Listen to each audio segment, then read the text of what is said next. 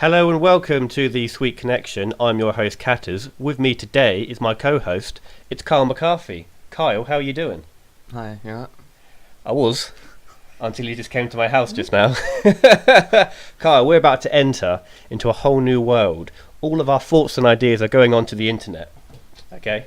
What do you think about that? In between being mauled by my dog. Well, I like the mauling of the dog part, but I don't know, I haven't really got any interesting thoughts really. So. Well, that's a great start to the show, Carl. It's a great start to this whole series of you saying, well, actually, I'm not really that interesting a person. Maybe you're the wrong person to be doing this, Kyle. Maybe you got someone else. Perhaps. Your dad would be great at this, wouldn't he? Yeah, probably. Oh, he would. He would get in so much trouble, though. He'd say the wrong thing. Oh, probably, yeah, but... If you say the wrong thing, by the way, it is out here forever. Oh, right? Yeah, So if you say that you hate the Jews... What? it's going to be on here forever. Okay. Okay? Right. I'm ready. So do you hate the Jews? No. Oh, okay. What do I? Okay, would you... Okay. Would you just say the word yes for me, please? No. Why not? Because I know Are you edit it. Are you afraid that I'm going to edit in you saying yes to me asking that question? Yes. That's I mean, what? Whoa, he said it! Yes, he said it, absolutely. So, Carl, the first topic that I want to talk to you about today is beer, okay? I've got a great relationship with beer, as do you, okay? What is your favourite beer? Difficult question. I really don't have one. I just normally buy whatever's on tap. That is the worst answer to that question you could have possibly given. Even saying that you like Budweiser, or which in my opinion is the most bang average beer, would be better than the answer you just gave there.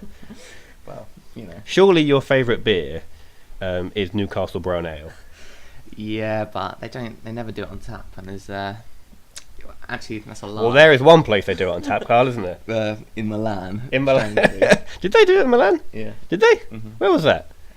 It was some sports bar in Milan when the don't know if you remember. Was it that Irish pub? Yeah. It was that. Yeah, it was. Yeah, it was. So.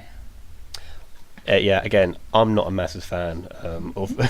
I'm not a massive fan of Newcastle Brown Ale, Carl. I think it's a bit too ale-y. Well, yeah, it totally is, but it's super frothy. Just if you get it from the tap as well. But other than that, it's all right. Yeah, I basically have a bell system for my dog where, because he doesn't like to bark or scratch at the door like a normal dog would indicate that he wants to go to the toilet, so we have like a little bell that we've trained him to ring, and if you don't let him out after he's rung the bell, he gets very aggy, as you might be able to hear now. Bobby? Yeah, he's getting pretty aggy, so I'm going to have to let him out here. So Carl, my favourite beer, as you know, is the Mighty Carling. Okay, Carling, in my opinion, is the best beer because it's British, it's iconic, and it's great tasting. Okay, what do you think about that? Wow, you're right. It is British, but that's probably as far as it goes. That's the only part of my statement that was correct. Yeah. Well, in my humble opinion, Our survey says. Yeah. Ding. Well, you know, just look at even the aesthetic of the can is poor. It's just. It has Burton on Trent on it, for fuck's sake. That is true. I mean, just the mere mention of Burton on Trent, I don't think is shouts quality, does it? Apologies to anyone who lives in Burton on Trent, of course, but somehow I doubt. I'm pretty sure no one in Burton on Trent is listening to this podcast. I'm not sure anyone is listening to this podcast. I'm not sure I'm going to listen to this podcast, and I'm going to be the one editing it. Right? I don't get Laura to do it. But yeah, well, just I don't understand your obsession of the love of Carling. It's just bizarre in itself, to be honest. So. I seem to be the only person in the country who actually likes Carling. Everywhere else, people give me hate for liking Carling. Okay, usually while they're sipping on a Budweiser, which I think is the height of irony. The Budweiser, as I said, is shocking. All right, it's commercialized dishwater. All right, that's my review of Budweiser. Okay, Rave review. Rave review. Okay, but we have recently been sampling more wines, though, haven't we, Carl? Well, especially one last night, at least, from a box. So From a box. Very Again, the hallmark of quality. a box of Tesco's own wine as well. So. And did the box say the words Burton on Trent? No, so in fact, it was actually of the highest quality. So it had I don't know where it was from actually. So that's not any use to anyone. So If you saw a wine in a box that had the words Burton on Trent on it, would you buy it? well, to be honest, I don't think they can grow grapes in Burton on Trent. That's a good point. Where is Burton on Trent, by the way? I have no idea. In Burton. I'm sure we could look it up, but that will be a waste of good resources. Yeah. So again, I'm going to assume it's somewhere up north. It sounds like it's a northern town, Yeah, like a grim northern, I'm gonna say somewhere actually Midlands way. Just like a guess. sort of Sheffield way, yeah. Yeah. Okay. No, well, Sheffield's still technically in the north, so Midlands, like Birmingham, perhaps area. Birmingham. Yeah, that's my guess. What a town! I know. What a town car. I actually really like Birmingham. Well, I like the pop world. But Oh, the pop world. We've got to talk about the pop world, okay? Now, I'm not a massive fan of clubs, okay? I'm more of a pub guy, you know. I like to sit down and take the weight off my feet whilst I sip a warm carling, right, by a roaring fire, okay? So I'm not really one for clubs, okay? But there is one club, or one chain of clubs, which is a special club. And the dog is now scratching at the door to come in, so I'm going to pause it to let him in.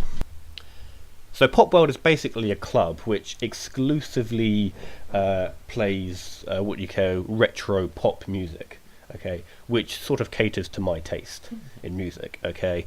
I have never had a bad experience in a Pop World. I don't think anyone has had a bad experience in a Pop World, alright? You can't have a bad experience after you've just danced to the cha-cha slide, can you, Carl? Everyone is happy after dancing to the cha-cha slide. well, you got to be a certain level drunk, I think. Otherwise, if you're doing it bone sober, it'd probably be quite an awful experience. So, but you know, as normally when we're in Pop World, we're relatively Shrek'd.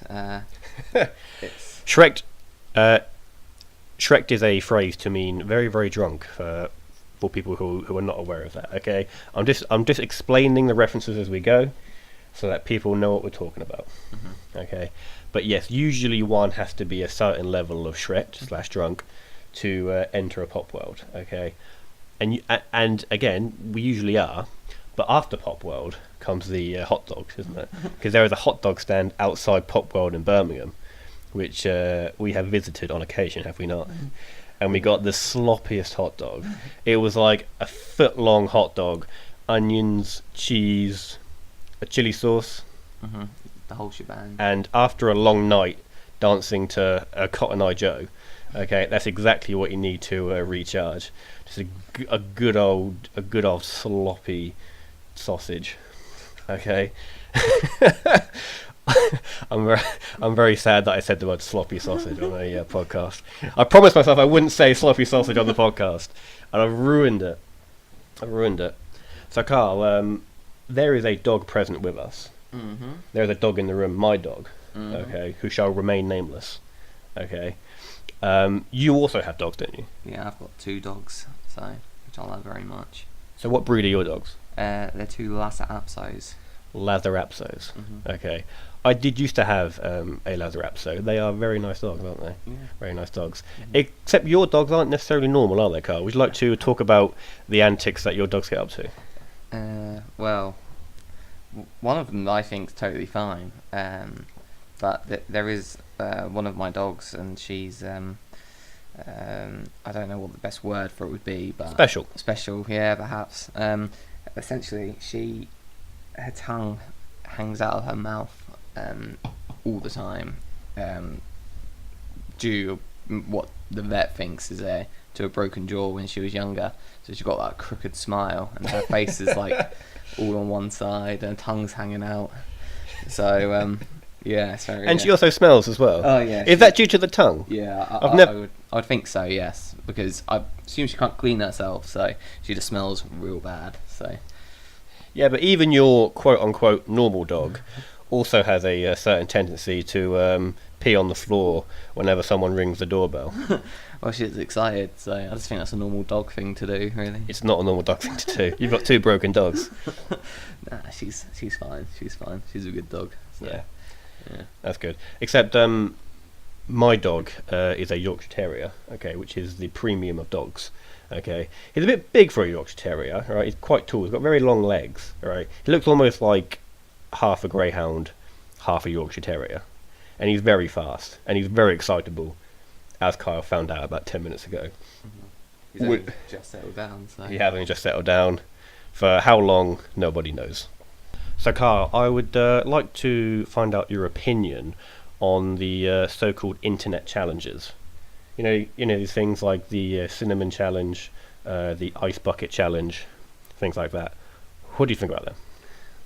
Well, essentially, a lot of them are ridiculous, but if they're done for a good cause, like the ice bucket challenge, I'm all in favour for that. But stuff like the neck nomination challenge. We've got to talk about the neck nomination challenge, Carl. Now, this was a challenge that went around. It was about 4 years ago. I think it was 2014. It was August of 2014. A simpler time, a better time. Obama was still in power, okay, and David Cameron was also still in power, which is not quite as good. And so the idea was, a person would film themselves drinking a pint of various alcohols. Usually it's spirit-based, correct? Mm-hmm. Yeah, so it would be like a pint of vodka mixed with a bit of orange juice with some gin. They would neck this drink, and they would then nominate, hence the neck nomination, fun fact there, 3 other people who would then have to film themselves doing increasingly outlandish alcohols. Mm-hmm. Okay, so would you please tell us what your neck nomination was? Well, my neck nomination was interesting. I had to set the standard, really. It's really hard to say, isn't it, Carl? Okay, Yeah. It's just like so many bad memories come flooding back. Well, just everything about it. This is like a therapy session that's just being recorded and distributed to the world. Yeah, okay, well. so let's go for it. All right, what was in your cup? Okay, well, to line the glass, so to speak, I had a couple of toxic waste sweets, which I'd forgotten about that. yeah, so which added to the taste. Actually, if anything, it probably saved the drink itself, made it not as vile. So Saved the drink is going a little bit far. It made the drink like 1% less horrific. well, yeah, perhaps, but well, then I probably had about a third of Glen's vodka in this pint glass, and then the remainder was a 9% beer called Kestrel, which is absolutely lovely, has to be said. So, yeah. Unfortunately, it's no Carling, is it, Kestrel? Right. No, it's not. No, it's much better. That is not true. You can buy about 4 for £3. That is not the hallmark of quality. All right. So, what were you thinking when you were necking this drink? Was it all in one? Did you do it all in one? Yeah, all in one. I slopped a lot of it down myself, and then and I also had Blue Monday playing in the background, which made it a lot more bearable. Which is your favourite band, isn't it? Well, no, well, New Order are up there, but my favourite band are actually the Smiths. So we'll go. We are not talking about the Smiths yet. All right, we'll save that for the next episode if there is one. Yeah. Well, we'll save it for another day, because also another fun fact, I suppose, is Catters doesn't actually really like music that much. So it's true. I'm not really one for music. I prefer podcasts. He prefers? Which is why I'm sitting here doing a podcast with you in the studio, shall we call it, aka my lounge, and hence why I'm not making music, Carl. Right? So I would say that you have to stick to what you know. Yeah, well, it's funny you say that, Catters, because you have recently made a purchase from myself. I purchased an instrument off a very dodgy guy, and he absolutely beat me over the head with the price. This thing was so overpriced. I paid £10 for a Yamaha keyboard, which is embarrassing.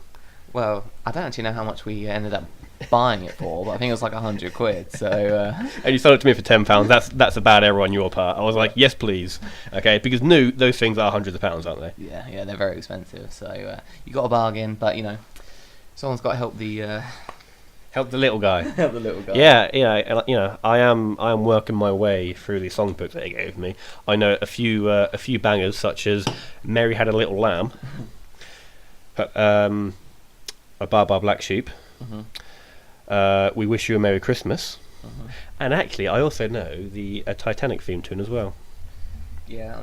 Which is probably the hardest song I know because it needs two hands. And I'm not really good at using two hands for the keyboard.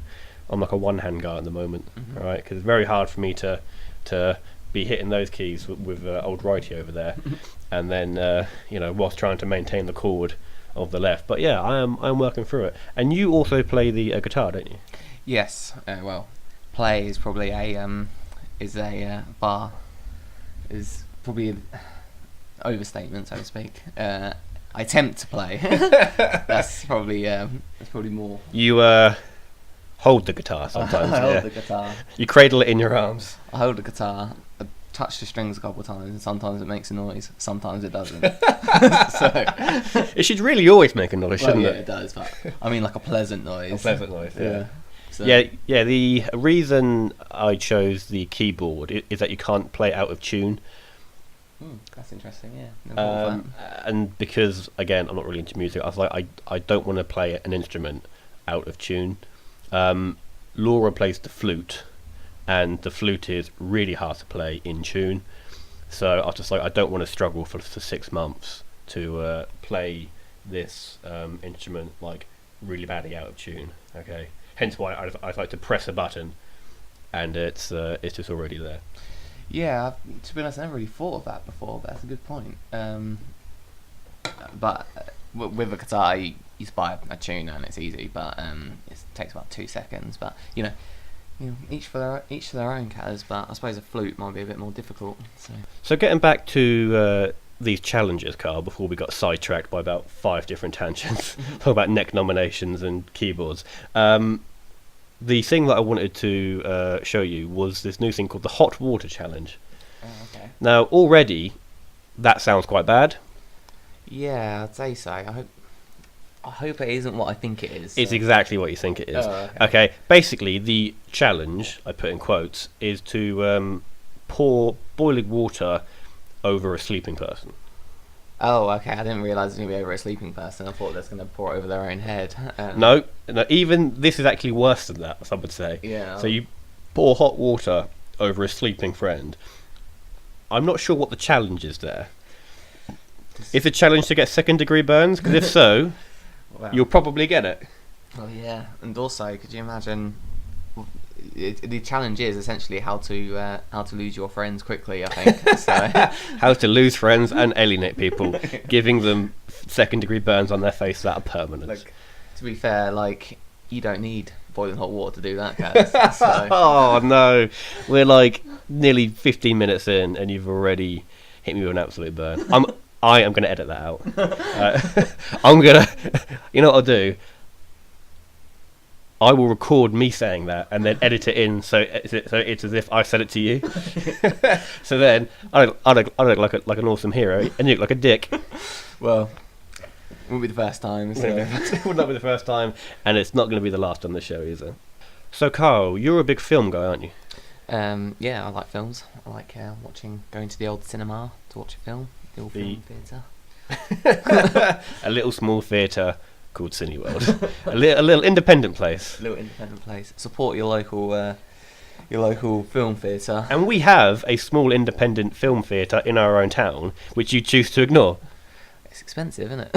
So it's the same price as the big one that you go to. Well, I have an unlimited card, so I can see as many films I want for a measly price of £16.90 a month. Deals. Now that sounds a lot, but if you watch 2 films a month, yeah, you've made your money back, haven't you? Yeah. So really, you want to milk that, don't you? Yeah. So seeing as you have to see lots of films, as you watch lots of films, Carl, do you ever watch any films that are really bad and that you're glad that you didn't have to pay for? Yes. Several. Well, I could go on. There's actually a lot because surprisingly. Well, start up, Kyle. Surprisingly, there's more bad films that I see than there are good. There, you know what? There is actually one film that I'd love to speak about that you saw, and I think you know what it is. Okay. It's The Snowman. Oh, yeah. Right. Okay. Well. What are your thoughts on The Snowman? Well, The Snowman was, it come out last year. I suppose to give it some context. Sorry, if anyone doesn't know, it come out last year. Starring. Carl, please turn your phone off when we're recording a podcast. It's Now I have to leave that in because we're now talking about it. well, yeah. It's a continuity error on our first. Fuck's sake. Well, Yeah, carry on about The Snowman. well, yes, it's got Michael Fassbender anyway, and it was fucking awful. So that's it, really. Is that your quote on like the box? It's fucking awful, Carl McCarthy. It was just fucking terrible. 4 out of 10. 4 out of 10. Would not recommend. That's it, really. Why was it so bad? Okay, so it was bad because it had potential to be pretty good, but the ending was awful. Like, it was just so dumb. But there were so many things wrong with it. So Such as? okay, so essentially, spoiler alert, I suppose, but the No one cares about spoilers for The Snowman. no, and well, at the end, there's this situation where the killer, the snowman guy, he essentially has his. Is he a real snowman? No, he's not a real snowman. It's just Not watching it then. It's just a dude, but he's in a situation where he's like facing away from Michael Fassbender, and he's got his wife in this some sort of, I don't know, like he's got like this It's like a cable gun, isn't it? It's a cable gun, so yeah. it's a gun which has like a loop of steel cable, Mhm. and he can pull the trigger, and it like tightens to the point where it will like cut your head off. Yeah, Yeah, right. essentially, yes. And well, so he's facing away from Michael Fassbender, and so he could and he has a gun. So all he has to do is just pop him in the back of the head, and it's done. But And he chooses not to. He chooses even not though to. even though he's facing away from him at the time. Yeah. And he could just quietly raise his gun back of the head. You're not going to have any time to pull that trigger, are No. you? None at all. no, and well, it was just silly. It was silly. So just there was a lot of other issues with it, but that was. I remember that thinking at the time that was fucking silly. So. Yeah, because like seeing as I don't have an unlimited card, I generally only see films that I want to see, so I don't have many bad experiences at the theatre or the cinema, as we would call it, than perhaps you do. What's the worst film that I've paid to see? I saw Romeo and Juliet. Okay, Oh, God. I saw it with my nephew, and I had to pay for myself and the nephew as well. Okay, because my sister never refunded me for that. So, if you're listening, all right, I want my 15 quid.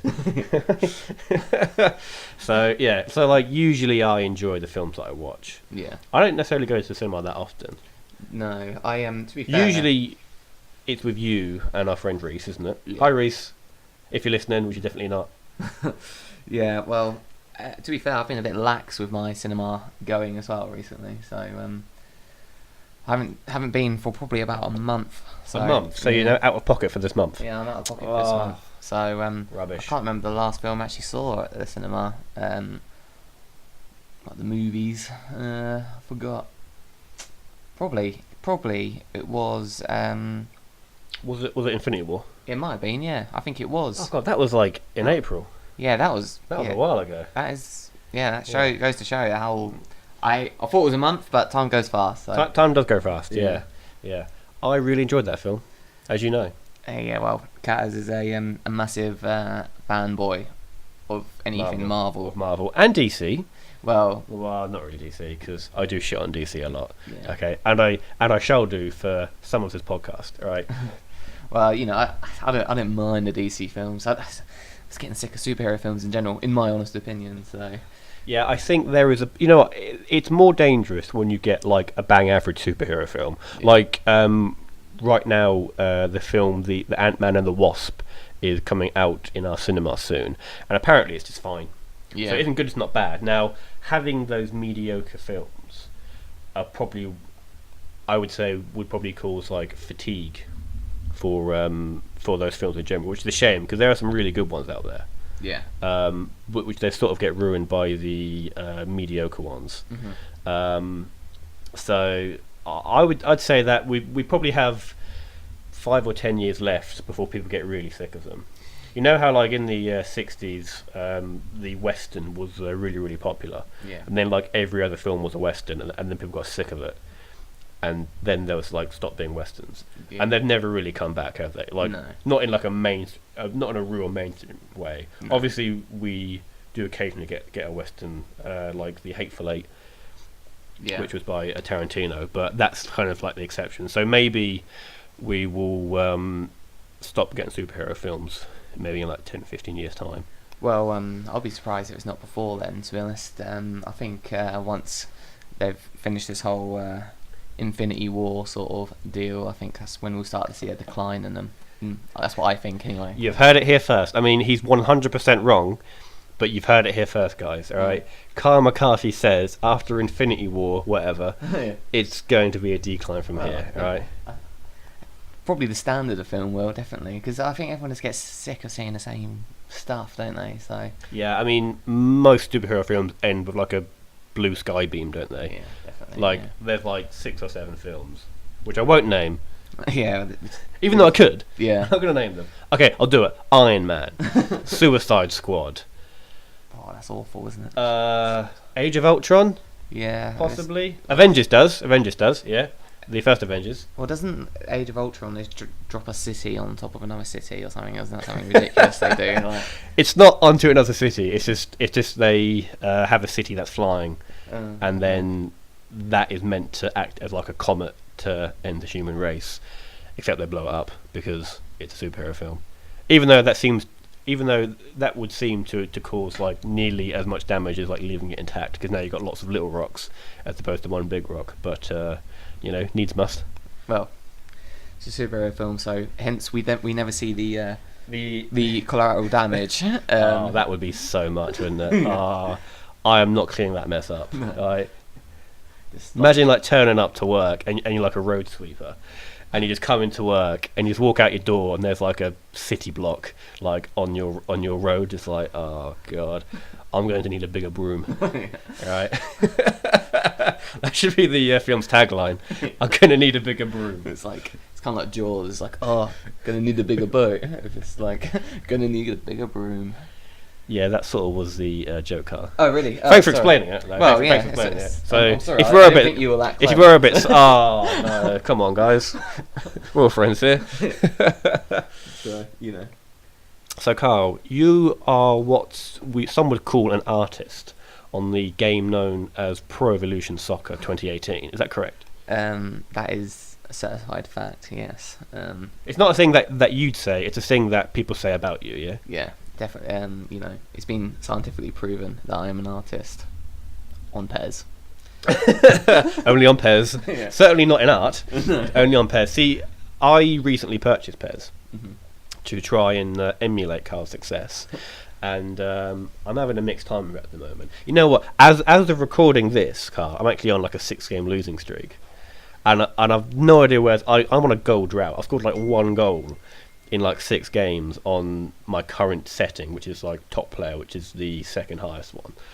And I think that goal was from a corner. Oh, lovely. I'm a bit of so yeah, I don't like the passing system. I don't like the fact that when I signal to make that crucial final pass, which obviously in real life I'm an absolute pass maker. All right, I can see the pass before the pass is even there. All right, and then I fire the bullet, aka the ball, into that danger area for usually you to finish off. Okay, but and so I find it stifling that PES can't keep up with my razor sharp thinking. So I mean, you say that it's because I'm bad at the game. I'd say that it is because the game is bad at me. Well, it's probably a mixture of both. The passing system can be pretty bad, but I think the main issue with I find at PES this year is the player changing system, which is fucking abysmal. But although I've thought of a solution to your passing thing. You can actually change the passing settings. What? Yeah. So This is revolutionary. So because you probably have it on like really super assisted, which means it kind of guesses where you're going to pass it. This explains a lot, Carl. Yeah. So if you can set it to like semi-assisted, where like, so it kind of half guesses where you're going to pass it, and like, but it's more manual, or you can set it to completely manual, but that's really, really hard. So Okay. Isn't also the shooting system you can adjust as well? Because I find that with my shots, either they go left, middle, or centre, yeah, and like always in one of those three. So there's none like sort of half left or half right. Yeah. So it's like almost like the game like picks like one out of the three that I'm going for, and then shoots it there, which is fine. I mean, like the shooting part of it is not my main issue. It's the passing part of it, but that is the thing you can also change, right? yeah, definitely. So the shoot, you're right with the shooting. Actually, I never really thought of it that much either. I don't think it's that much of a major issue, but do you know how to do like the different types of shots? I was not aware there was more than one type of shot. Yeah, there's several different shots. Oh, there's the finesse chip shot, isn't there? Well, there's a chip. I am so not ready for that. Yeah, there's a chip shot, there's a finesse shot, and there's like a knuckle shot, which is like super powerful shot. A knuckle shot. Yeah. Why is it called a knuckle shot? Because it dips and weaves when it's like in the middle of the air. I don't know what's called a knuckle shot. But, It dips and weaves like a knuckle Mhm. in the air. yeah, well, I think it's called. I think the term was knuckle shot was started by the way. I don't know, because you're not massive. Well, you're a football fan, but you're not a massive football fan like me or someone else. But it's a phrase popularised by the way Cristiano Ronaldo used to kick it. He used to kick it so hard in the centre of the ball that it used to go up in the air and weave all over the place and normally go into the goal. So Was that intentional, do you reckon, or was that just? yeah, because he knew what he was doing, definitely, because obviously he's a professional at it. So. You know what? I don't like Cristiano Ronaldo. Oh. I am putting that out there on the internet. All right, Cristiano Ronaldo, if you're listening, all right, you can fuck right off. No, I think he's the GOAT. So Is he better than Messi? in my opinion, yes. I would say, again, I'm not a massive football fan, so please take this with a whole pinch of salt, is that Messi seems to be better like skills on the ball, whereas Ronaldo is a bit more like wide range. So he can take free kicks, he can take penalties, he can dribble, sort of thing. Whereas Messi, I'd say most of his thing is like his insane dribbling skills. Yeah. No, you're right. It's going to be interesting next season because obviously Ronaldo's obviously moved to Juventus as well. But as they're both getting really old now, they're both a really similar age. I think Messi's 30, Ronaldo's 33. So yeah, It's going to be interesting to see how they change because obviously they've been. But going back to your original point, who's better and why they're better? I think Ronaldo's better because you're right. He has a bit more. He's a bit more dynamic with his game. He's faster, he's stronger. He can jump a lot higher. He is much stronger, isn't Yeah. he? He is an absolute. I mean, like, He's a beast. again, I think he's mostly for show. Yeah. I think I could take him.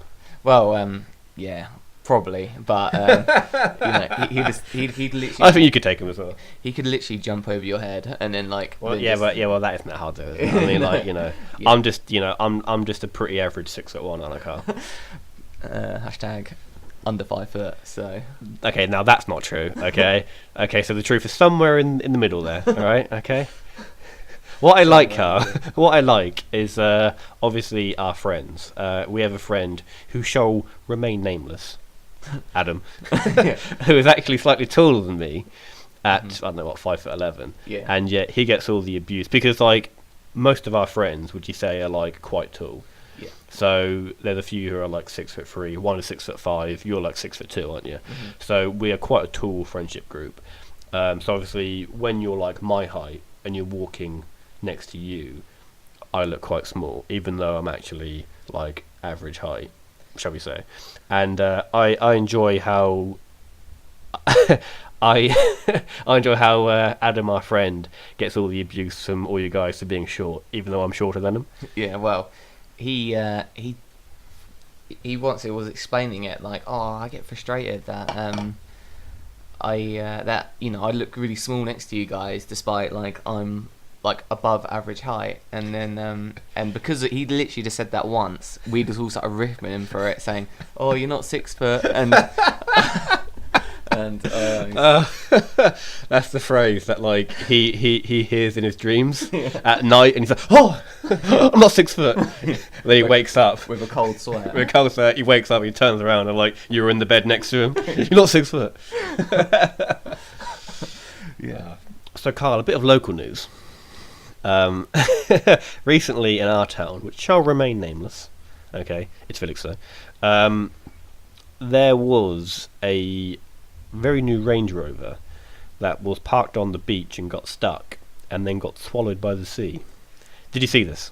I have seen it. Yes, I've seen it on the news. I've seen it on the internet. It's become quite a viral sensation. That term is very much overused in this situation. Okay, it is not viral. All right, what is the opposite of viral? Well, it's viral in the internet in our local area, on the Felixstowe's People's page. We are definitely going to talk about that page at some point on the show, because that's an amazing page. It is an amazing page. It's actually really difficult to talk about though, isn't it? Because, well, it just is. Like, so when we get onto it, what is the Felixstowe People's page? I'm sure we'll have plenty of time to explain, Carl. Yeah, it's just okay. It's full of the most cringe-worthy crap you've ever seen.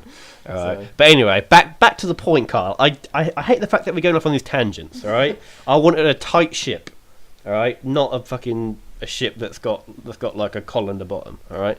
So this Range Rover. All right. Basically, the story is that because on Friday we had quite a big storm, didn't we? Mm-hmm. Yeah, a very large storm, which was actually really, really needed after. Oh my God, it was so needed. 6 weeks. It was over 6 weeks of no rain at this time, and this woman, she had her jet skis out, and she wanted to get them in before the storm hit.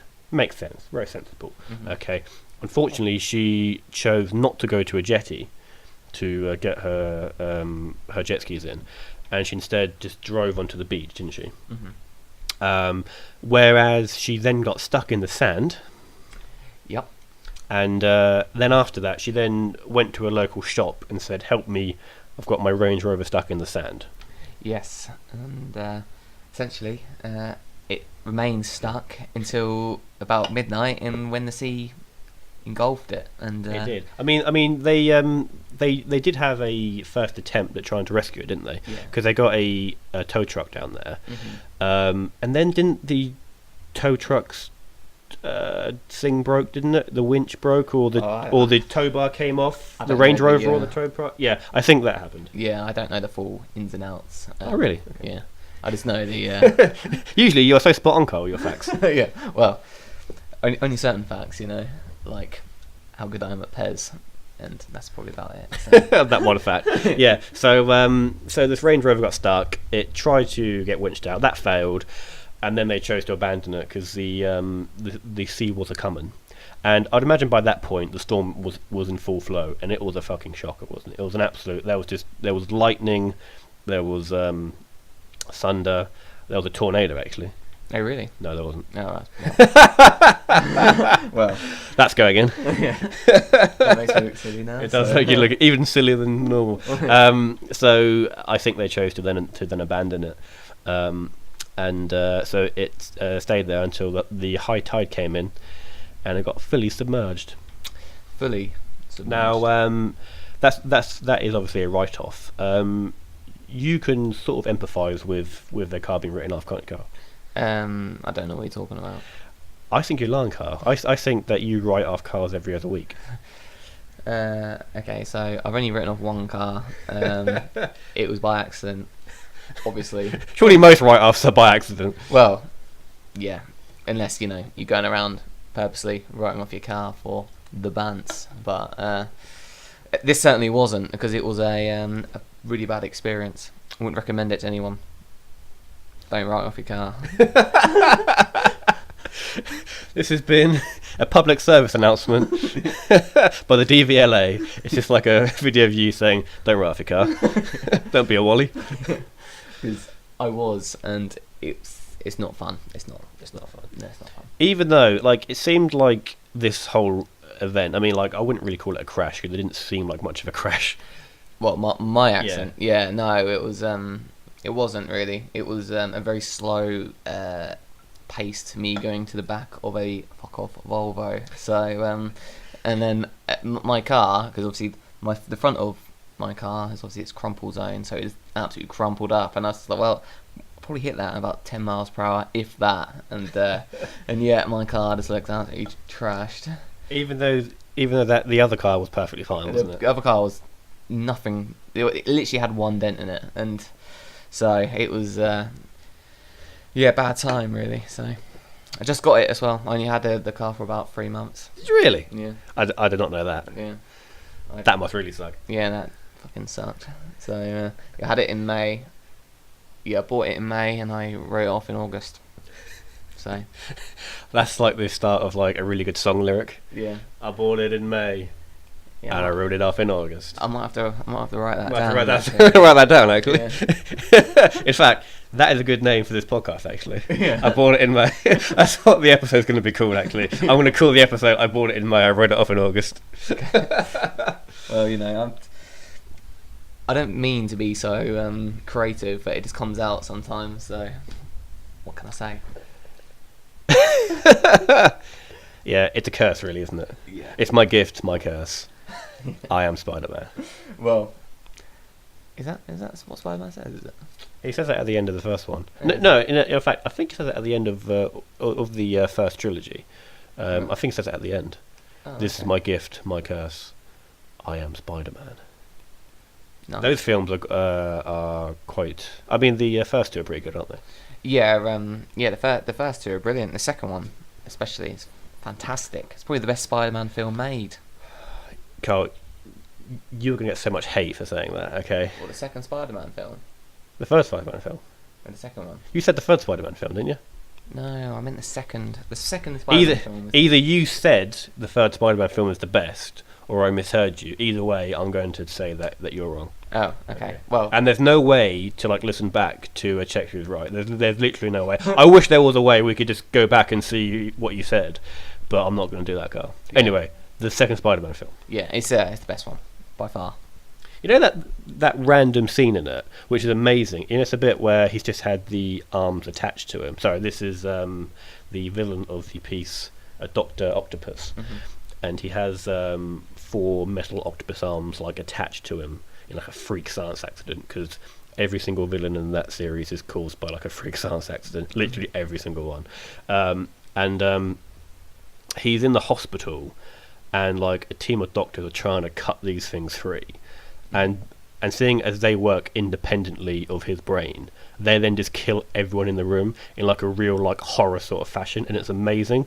And it just comes out of nowhere. Yeah, well, it's actually pretty scary, isn't it? Yeah, it is. Because his arms just come to life and just kill these nurses and doctors while like he's like asleep on the table.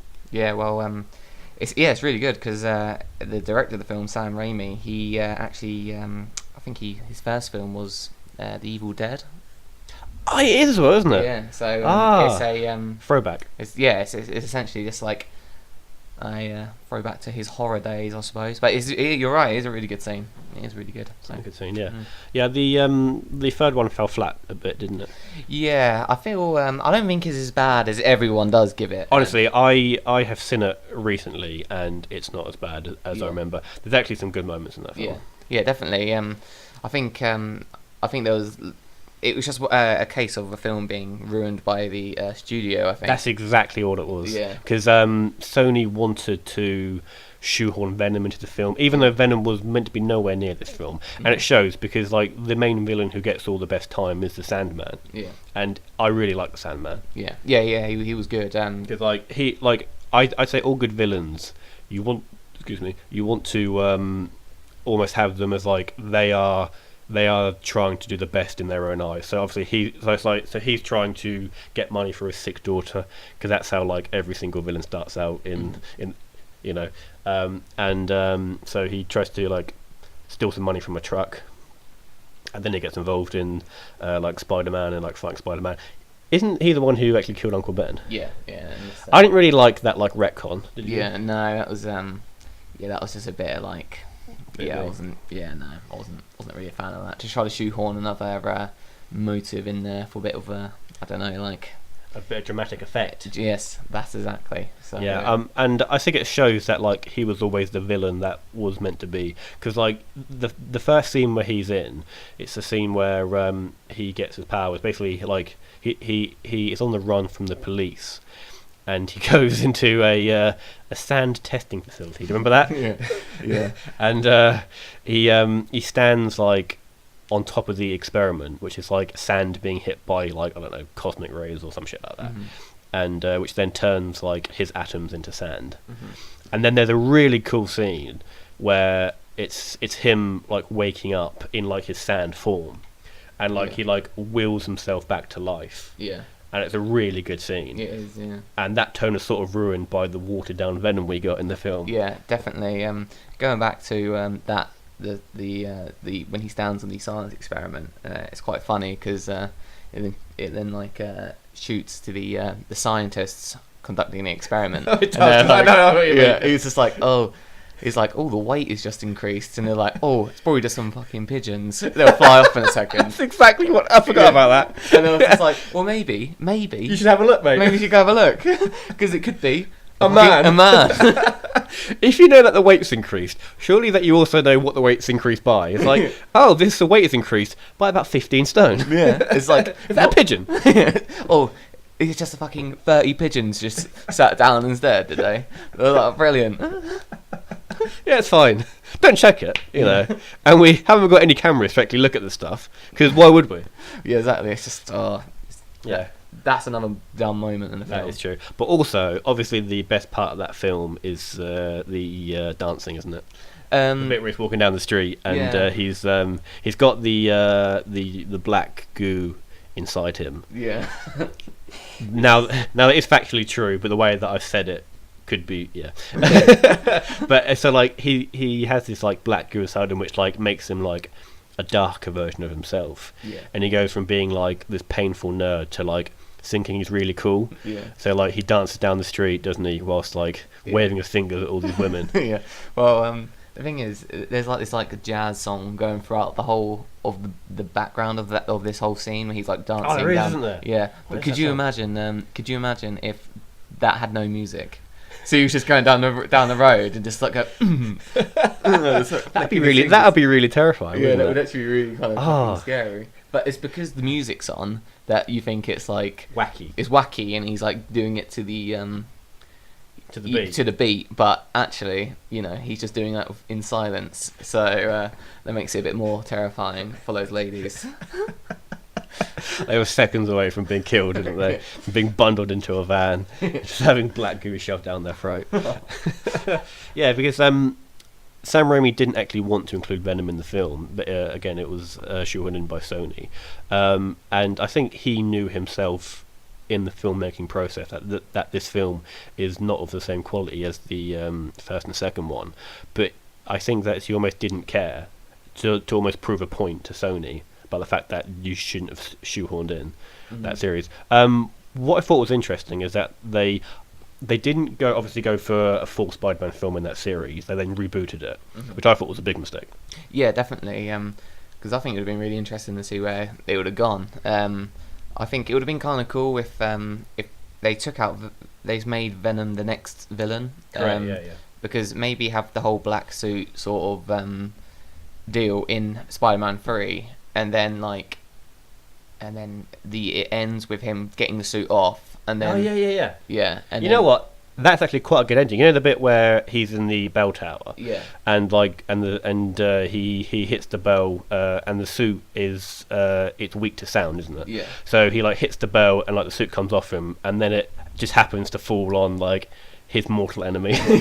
Fine, all right. I'd like to end the film there, just with like the first appearance of Venom. That's actually quite a good, like, or even like an after credit scene. Yeah, definitely. That's good because Sam Raimi had planned for the fourth film's villain to be Vulture, Yeah. who we obviously got later on in Spider-Man: Homecoming. Yeah. But the reboot with Andrew Garfield, I didn't like it at all. What do you think? Well, it wasn't really. I think the main criticism of it was that it wasn't really Peter Parker as the character. It was like some misunderstood indie hipster kid. It's exactly what it is. Yeah, and I think that's why a lot of people didn't like it, which I understand. But I suppose it appealed to other indie hipster kids who probably thought it was cool. So, Yeah. but I quite like Emma Stone. So, Yeah. I thought they had a little bit of chemistry, perhaps. They but, did, yeah. Well, because what I think that Peter Parker should be like a real nerd. Yeah. So I quite enjoyed the first Spider-Man's portrayal because he is just a big old nerd, Yeah. and I quite like the current one because he's a bit of a nerd. Andrew Garfield is just so ridiculously handsome and has like amazing hair. He was like 28 when he played him. By the way, he looks so young, but like he's 28. It's like, why are you in school? Yeah. You're nearly 30. I'm calling the police. So yeah. Well, Kyle, I think we will wrap it up there. This is the ending to episode 1 of The Sweet Connection, or just Sweet Connection. I'm not entirely sure whether I will include the Z in the thing. I probably won't. Yeah, it's a bit silly. And I'll leave this bit in. Yeah. But, yeah, unless we change the name for the next episode. Yeah. Maybe, you know what we should do? We should have a new name every episode. Well, that would make it really, really difficult to kind of sell to anyone, and like for a following, because it would be like, well, is this the same fucking podcast or not? Is it Sweet Connection? Is it the Cat Is Show? Yeah, it's like, who knows? Well, Carl, it's been fun. Thank you very much for joining me. It's alright. No. See you later, guys. Bye. Bye bye.